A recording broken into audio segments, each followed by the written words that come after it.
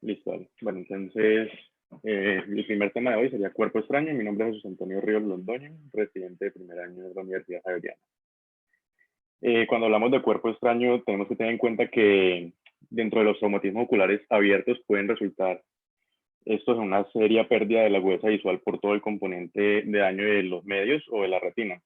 Los cuerpos extraños intraoculares son el 18% o el 41% de todos los traumas oculares abiertos, y los cuerpos extraños intraoculares postraumáticos son del 58 al 88% de los traumas presentes en el segmento posterior. Esto va a depender según el tamaño de este cuerpo extraño, la zona de la lesión y las complicaciones pues que se verían de esta, el compromiso que se va a generar en la agudeza visual o incluso pues en la vitalidad del órgano. Dentro de la epidemiología, recordar que pues, el principal género afectado va a ser el hombre el tipo de trabajos que se realizan. Ellos en la estadística americana hablan de 2.4 millones de casos por año. Esto es una estadística en Estados Unidos. Tienen el lugar y el mecanismo de acción en porcentajes. El principal lugar suele ser en el hogar o en la industria, y esto suele ser por objetos contundentes en el 34% y objetos punzantes 26%, y ahí ya va disminuyendo en cada uno. Se habla que la principal fuente de esta va a ser a la hora de estar usando, taladrando o puntillando, y en la industria por las esquilas de cuando están lijando o están haciendo trabajos metálicos. El 16% de estos cuerpos extraños de todos los traumas suelen ser penetrantes. Esta es otra estadística. Y aquí hablamos que el 93% de los pacientes suelen ser hombres. La edad promedio suele ser 31 años, hablan de 25 a 38 años el rango. Una variable en presentación, resultados y pronósticos dependiendo pues del compromiso del lugar hasta donde llegue el cuerpo extraño. Y esto pues ha ido disminuyendo sus complicaciones pues asociado al mejoramiento de las técnicas quirúrgicas y el pronóstico que mejora con esto. Dentro de las características pues sabemos que puede ser o penetrantes o perforantes, o el cuerpo extraño extraocular que va a estar en las conjuntivas o en córnea. Entonces, cuando atraviesan, el 65% atraviesa la córnea, el 25% atraviesa por esclera y el 10% por limbo. Vamos a tener que, va a estar presente que de esos que atraviesan van a llegar al segmento posterior del 55 al 88%, y un 2 a 8% van a quedar en el cristalino, dependiendo pues también de la velocidad a la que vaya el cuerpo extraño. La longitud y localización de la puerta de entrada van a predecir el daño retiniano en la mayoría de los casos.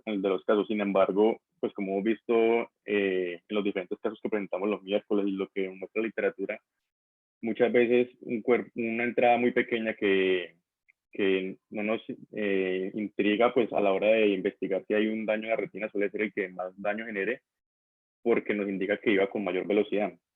Entonces, ahorita vamos a ver en toda la evaluación que, por más pequeña que sea, si tenemos unos signos que nos van a indicar que hay una posible penetrancia, entonces debemos seguir pues, los estudios. Hay diferentes clasificaciones de los cuerpos extraños. Estos van a depender del lugar hasta donde llega, del tipo de material que está, pues que el tipo de material que es el cuerpo extraño, y pues dependiendo también de las complicaciones que van a generar. Vamos a ver que hay unos tipos de cuerpos extraños que por solo su presencia en la retina o en el vidrio pues puede generar toxicidad. Entonces también tenemos que saber los mecanismos de acción y con qué tipo de elementos era que estaba trabajando el paciente. Vamos a tener pues nuestros medios principales de insectos, pues cuando van en motos o cuando dicen que estaban en un lugar abierto como en campo. Ya la parte vegetal, vidrio, metálico, que es una de las mayores consultas que presentamos pues en nuestro medio, más que todo en las ARL y en cobre. Dentro de la fisiopatología, pues no es solamente saber que está el cuerpo extraño y se retira, sino que debemos saber lo que hablamos ahorita, que hay unos elementos que pueden generar toxicidad y extender el daño. Y también saber que por el lugar hasta donde llegue el cuerpo extraño, pues puede generar unos daños que debemos tenerlos en cuenta. Va a depender del tamaño, de la forma, de la composición, la longitud y más que todo, pues siempre interrogar muy bien sobre el mecanismo de acción, pues el mecanismo de presentación del trauma, porque eso nos va a indicar con qué tanta velocidad vive el cuerpo extraño y pues hasta dónde puede haber llegado. tener en cuenta que puede haber ruptura de las barreras oculares, entonces debemos en la biomicroscopía pues evaluar cada una de estas. Al haber una penetrancia, pues van a haber una inicial proliferación de microorganismos, entonces pues debemos cubrirlo muy bien con antibióticos. Todo esto, una vez se genera el cuerpo extraño, así no tengamos un proceso infeccioso asociado a un microorganismo, pues va a haber un proceso también inflamatorio que pues genera toda esta cascada inflamatoria y genera también un daño ocular, o por el daño inflamatorio o por las enzimas y toxinas bacterianas que van a generar toda esta necrosis o inflamación en el medio. Entonces pues vamos a hablar principalmente de dos materiales que son los que más van a generar este fenómeno fisiopatológico. La metalosis o siderosis que vamos a tener, que es por retención del cuerpo extraño cuando tenemos, que es de compromiso de hierro. Debemos sospechar hierro cuando se está trabajando con cualquier tipo de material. Estos se presentan cuando son cuerpos extraños que, a pesar de que el paciente consulta múltiples veces al servicio de urgencias y no se le da el manejo adecuado, ya luego de un periodo de 18 días del trauma empieza este depósito de hierro a generar unas proteínas celulares, generando pues una citotoxicidad por liberación de radicales libres. Esto lo que va a generar es un acúmulo ya de la ferritina en el citoplasma de estas células, que de aquí viene el nombre, que se forma como unos sideromas. Entonces la siderosis lo que va a generar al final es una heterocromía del iris, importante aquí que va a generar una midriasis con una formación de catarata, un glaucoma secundario y degeneración pigmentaria. Aquí tengo unas imágenes que nos explican más esto. Entonces, pues siempre estos signos clínicos va a tener el antecedente de haber tenido la sensación de cuerpo extraño durante varios días, luego de estar realizando una actividad que pueda generar pues el proyectil o la generación de cuerpo extraño. Y entonces, junto con estos signos, pues nos debe indicar la sospecha de esto. Vamos a tener pues el hierro en el endotelio corneal, la pupila dilatada a reactiva, puede generarse una catarata amarilla, ya la degeneración pigmentaria de la retina, y importante aquí ya pues si es más avanzado, pérdida del campo visual. El otro es la metalosis que hablamos de chalcosis. Esta se va a generar ya cuando esta se da por inducción según la pureza de la reacción, si es severa o leve. Van a haber diferentes mecanismos de ataque, pero el que se conoce también es como el anterior, que es el de radicales libres. Entonces aquí, una vez tenemos, este es del material, es del cobre. La presencia del cobre, se generan estos radicales aquí, también hablan de unos radicales de hidroxilo reactivos libres, además de los de oxígeno. Entonces primero empiezan los reactivos de oxígeno de hidrógeno, perdón, y luego se van generando los de hidroxilo, y esto es lo que va a generar una reacción de superóxido dismutasa asociada a los radicales libres. Entonces tenemos el clásico signo de los anillos de Kaiser-Fleischer, y con esto se ha generado también asociado la catarata en forma de girasol. Entonces aquí tenemos la catarata y los anillos. Pues importante, a diferencia del anterior, es que esto sí puede conducir a una pérdida de la visión más aguda solamente en horas. Entonces, dentro de la evaluación, aquí importante, pues tenemos todo lo que nos dicen en los artículos, es todos los pasos que debemos hacer de cualquier evaluación oftalmológica. Desde el interrogatorio, la toma de la agudeza visual y la inspección general. De la inspección empezamos desde párpados y nos vamos yendo a cada uno de los partes de los segmentos hasta el fondo de ojo. No pasar por alto ninguno, y muy importante, en los párpados, algo que se nos pasa mucho es la eversión de los párpados para evaluar que no haya un cuerpo extraño extraocular en la conjuntiva tarsal superior e inferior. También debemos evaluar muy bien pues, los campos visuales para ver si hay compromiso retinal y en qué parte está. Entonces, esto es otro de los signos que nos hablaban los artículos, que era para hablar de sospecha de ruptura ocular. Y cuando tenemos una sospecha de ruptura ocular, importante no realizar la tonometría ni conioscopía. Esto pues con el fin de evitar complicaciones asociadas a paso de microorganismos y también pues disminuir la presión intraocular. Dentro de los signos sospechosos tenemos la laceración palpebral profunda. Aquí también tenemos la quemosis orbitaria, pues asociada a un trauma más severo o que sea un cuerpo extraño más grande, laceración o hemorragia conjuntival, la adhesión focal, que puede ser iris y córnea, la cámara anterior estrecha, esto por el aumento de la presión intraocular o por la pérdida de la cámara, pues del tamaño de la cámara por cambios hemodinámicos que tenemos aquí. la parte del efecto del iris, pues lo que nos indica es un paso, un cuerpo extraño a través de este, la hipotonía del globo ocular, defecto de la cápsula del cristalino, opacidad, pues cuando tenemos un trauma ya del cristalino, y desgarro de hemorragia retiniana, pues cuando hay un trauma ya que llega hasta esta parte. Hay diagnósticos, tipos de diagnósticos que nos van a decir si hay sospecha o no de esto. Pues los principales es que sea uva, vitro, retina expuesto, la prueba de Seidel positiva, que es la que dentro de todos estos, la que podemos ver más fácil a la hora de la evaluación en la biomicroscopía. Visualizar el cuerpo extraño y ya luego pasamos a las imágenes diagnósticas. Será un poco para recordarles de la prueba de Seidel. Aquí tenemos, pues aquí solamente con la lámpara individual ya vemos la laceración, lo que nos debe indicar que hay un cuerpo extraño, dependiendo pues, del mecanismo. Y luego con la tinción vamos a ver el signo de Seidel positivo que nos indica que hay una cantidad de líquido.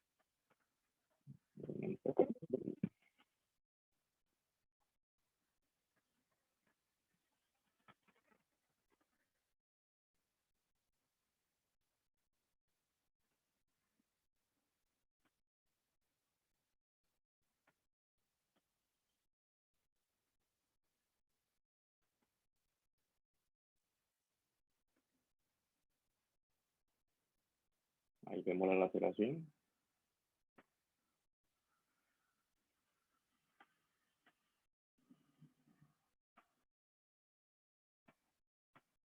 Y esta es la del Seidel positivo. Entonces vemos cómo con la tinción empieza aquí a ver, se presenta la salida del humor acuoso. Ya frente a la sospecha de esto debemos pensar que el cuerpo extraño incluso está acá en la retina, entonces debemos generar pues todos los siguientes pasos de la evaluación clínica y ya también pues pensar en realizar las imágenes de respectivas. Cuando tenemos un cuerpo extraño en conjuntiva, pues lo que hablamos ahorita es evaluar muy bien si no está visible en la conjuntiva vulvar o en la córnea, también invertir los párpados para ver si hay un cuerpo extraño en la conjuntiva tarsal, sea superior o inferior. Pues a la hora de retirar eso es más fácil que en los otros lugares, pero pues se pasa mucho en el diagnóstico por no realizar esta maniobra. Cuando tenemos ya un cuerpo extraño corneal, que es como que vemos acá, la manifestación típica es la sensación del cuerpo extraño que nos refiere al paciente, el ojo rojo y la epífora.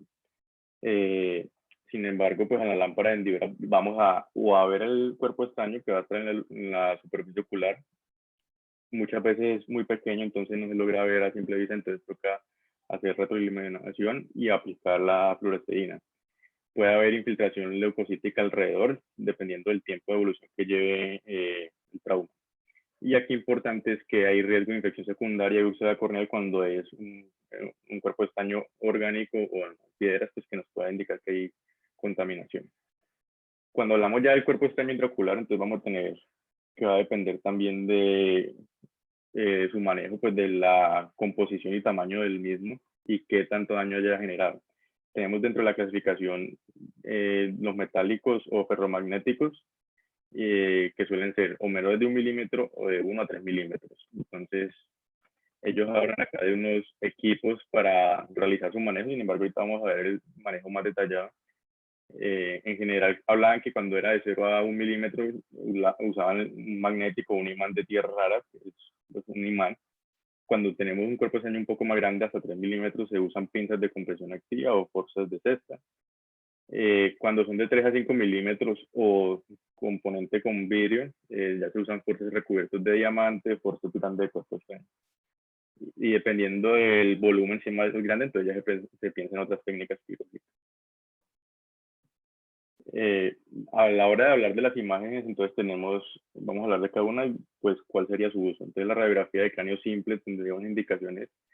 Es el trauma cuando tenemos una localización de cuerpos extraños que nos sugieran que va a estar en el área orbital, que pues importante es que no hay utilidad si el cuerpo extraño es radiopaco, entonces tenemos que saber el mecanismo, o sea, con qué material está trabajando el paciente o qué está sospechando para ver si esta radiografía nos va a servir o no.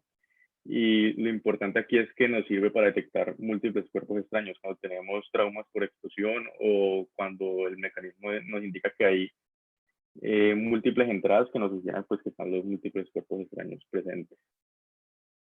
No se usa de rutina, pues porque hay otras que son más específicas y nos sirven más a la hora de evaluar este tipo de trauma.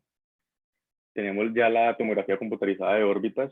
Este sería, pues, de los que hablamos, el método de elección. Si ya tenemos una radiografía negativa y persiste la sospecha del cuerpo extraño intraocular. Tenemos que saber que tiene un mínimo tamaño detectable de 0,06 milímetros cúbicos, hablando de cobre y metal, y en aluminio y vidrio de 1,5 a 1,8 milímetros cúbicos.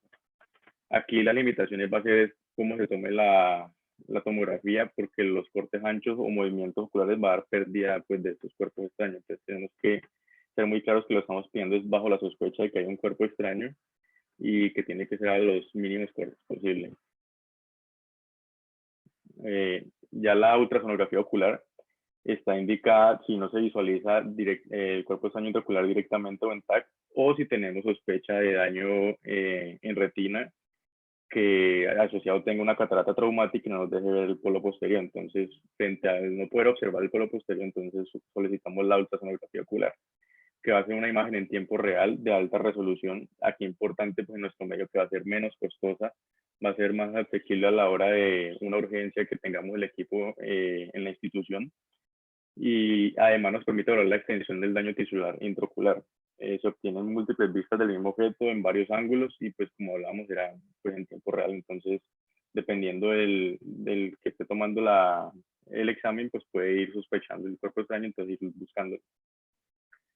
El otro sería la resonancia magnética nuclear, que está indicada cuando el cuerpo extraño intraocular metálico está descartado. Qué importante eso, pues sabemos que la resonancia lo que hace es generar unas ondas que puede, si hay un cuerpo extraño metálico, atraerse y generar aún más daño en el tejido. Hablan de compatible con titanio, platino y tantalo, y puede causar pues estos movimientos ferromagnéticos que van a generar más daño intraocular.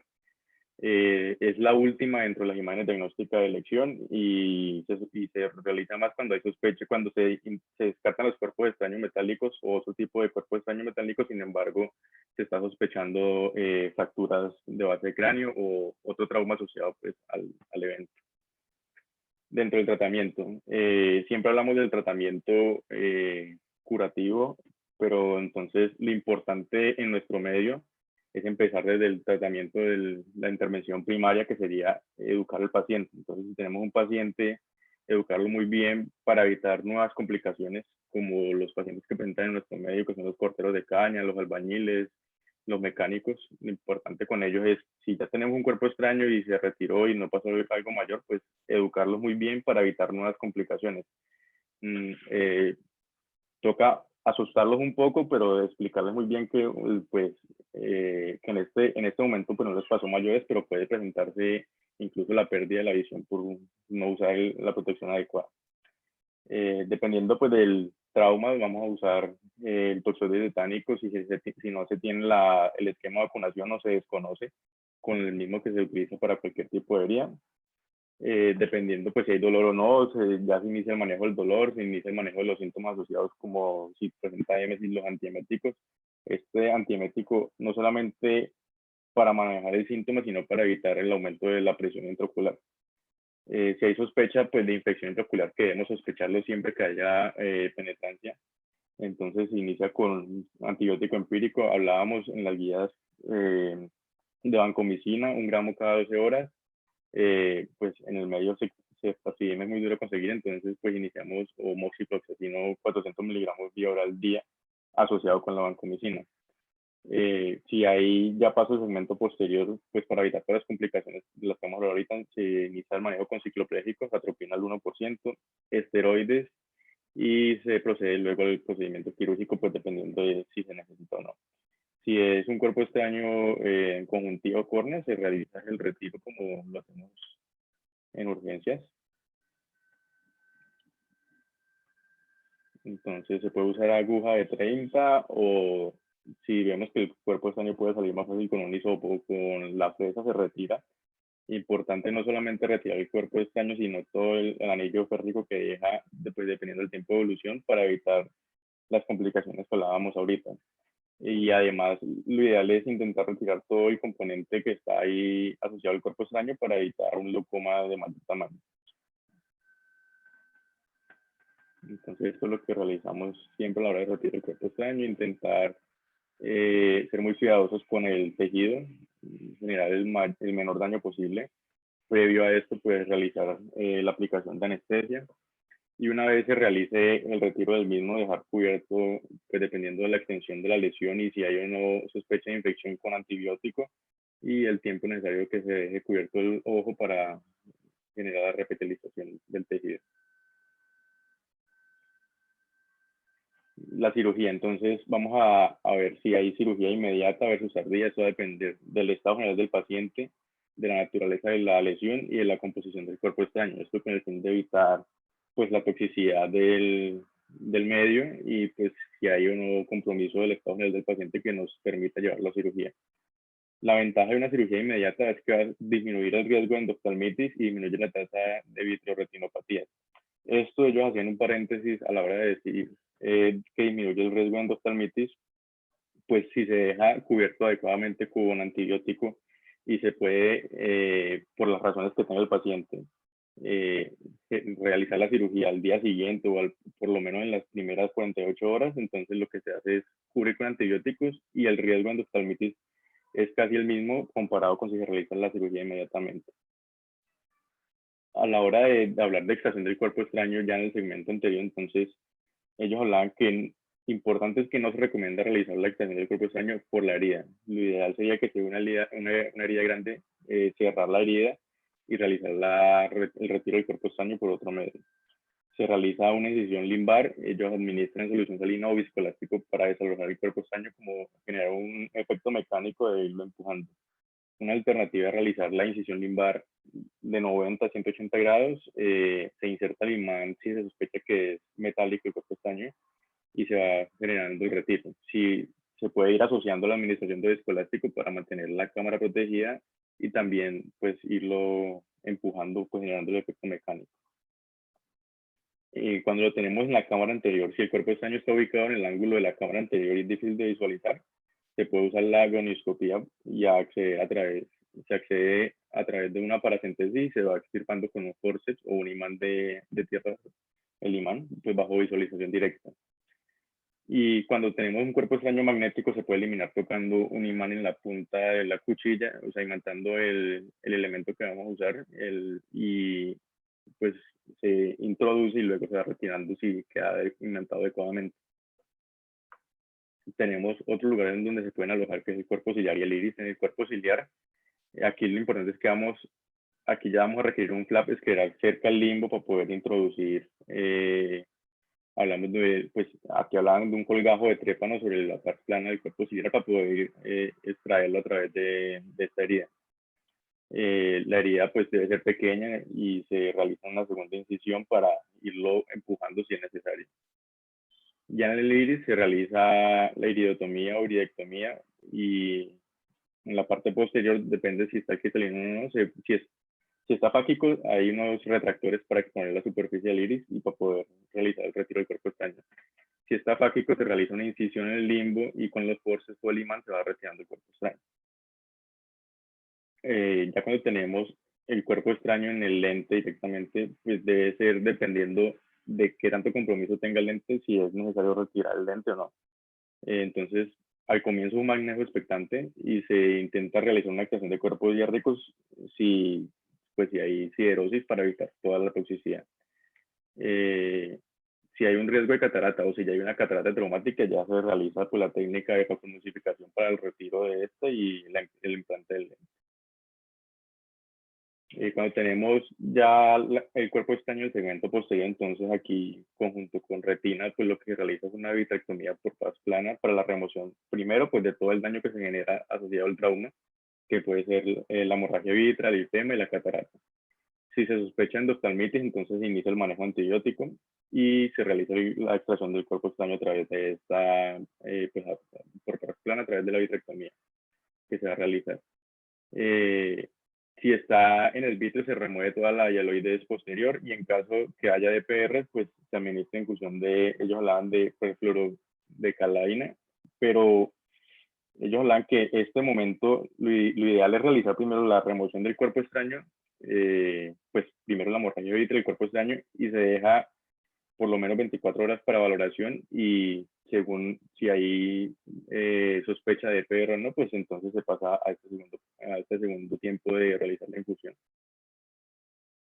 Este era un caso que teníamos de retina cali, del retiro, de lo que hablamos ahorita de cómo era el retiro del cuerpo extraño ya en segmento posterior.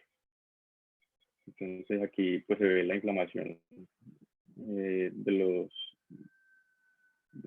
recto, entonces hace primero la disección del recto lateral, que fue por donde se va a realizar el acceso, y una vez se hace la desinserción y limpieza de la herida, aquí tenemos la visualización del cuerpo extraño. Adelante.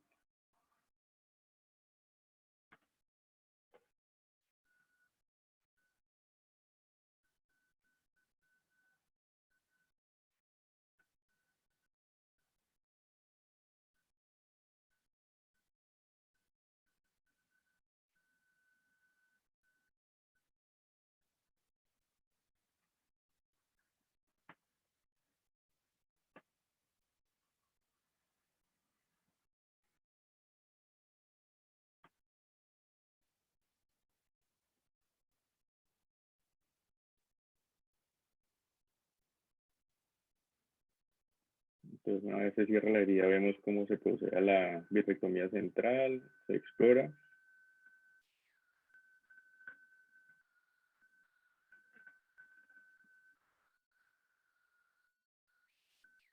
Aquí alcanza a ver el cuerpo extraño.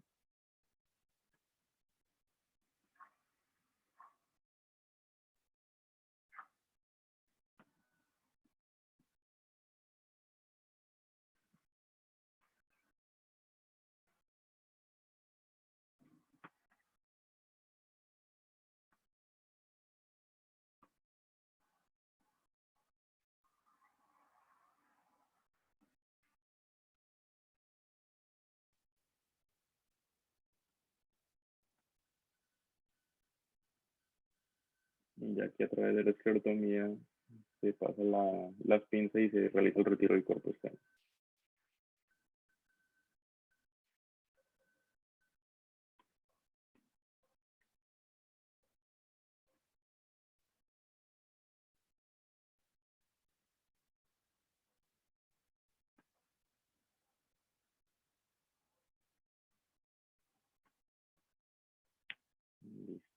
Dentro de las complicaciones, entonces lo que hablábamos ahorita, la principal es no realizar un adecuado manejo empírico de la protección antibiótica que nos genera una endoftalmitis, el desprendimiento de retina, pues dependiendo del trauma, la catarata traumática, el daño corneal, la proliferación vitrorretinal y la metalosis, sea la chalcosis o la siderosis. Para el manejo de la endoftalmitis postraumática, pues todo esto es un capítulo aparte. Recordamos que debemos sospecharla frente a dolor, hipopión, pérdida progresiva de la visión, la hiperemia conjuntival, el edema corneal y la sinequia. Esto asociado pues previo al trauma y pues, la sospecha que haya infección. Dentro de los factores de riesgo, además de esto, puede ser pues, el retraso en la reparación primaria, y que tengamos un cuerpo extraño intraocular retenido, la posición y extensión de la laceración. Iniciar un antibiótico tópico solamente cuando no tenemos ruptura del globo ocular. Pues dependiendo de la epidemiología, vamos a usar toramicina cada hora, más vancomicina, o pues depende también de si es un cuerpo extraño superficial y si vale la pena combinarlo con un esteroide o solamente se deja el antibiótico.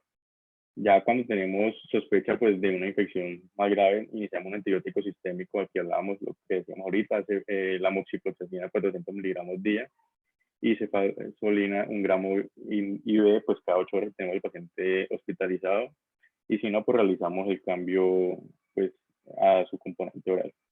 Dentro pues ya del manejo antibiótico intraorídeo debe repetirse a las 72 horas de no haber realizado el procedimiento diagnóstico.